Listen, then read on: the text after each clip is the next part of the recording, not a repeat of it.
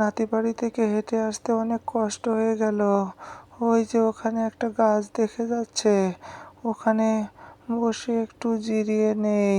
উম, উম, উম, অনেক ক্লান্ত লাগছে।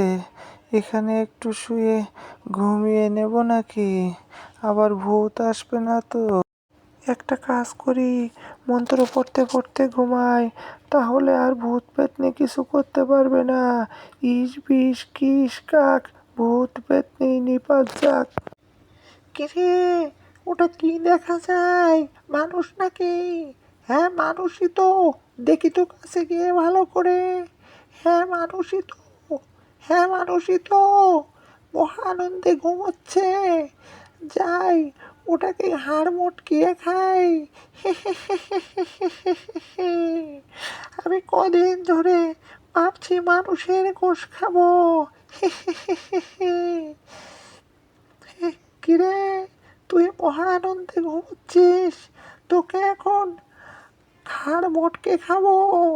আজ তোকে আমার হাত থেকে কেউ বাঁচাতে পারবে না। হাউ মাউ খাও, মানুষের গন্ধ পাও। ভূতমাসি, আমাকে ছেড়ে দাও, আমাকে মেরো না।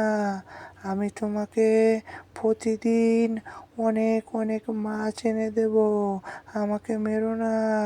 সত্যি দিবি? কিন্তু এর আগে কথা আরো একজন বলেছিল, কিন্তু ফিরে আসেনি। তোকে আজ ছাড়ছি না, তোকে আজকে ঘাড় মটকে খাবো। হাউ মাউ খাও, মানুষের গন্ধ পাও, তোকে আজকে হাতে পেয়ে আজ ছাড়ছি না।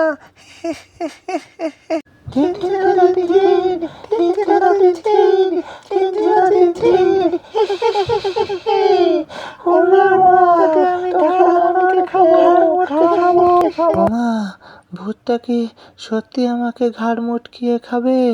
দেখি ওকে কথা জালে ফাঁসিয়ে পালাতে পারি নাকি, চেষ্টা করি।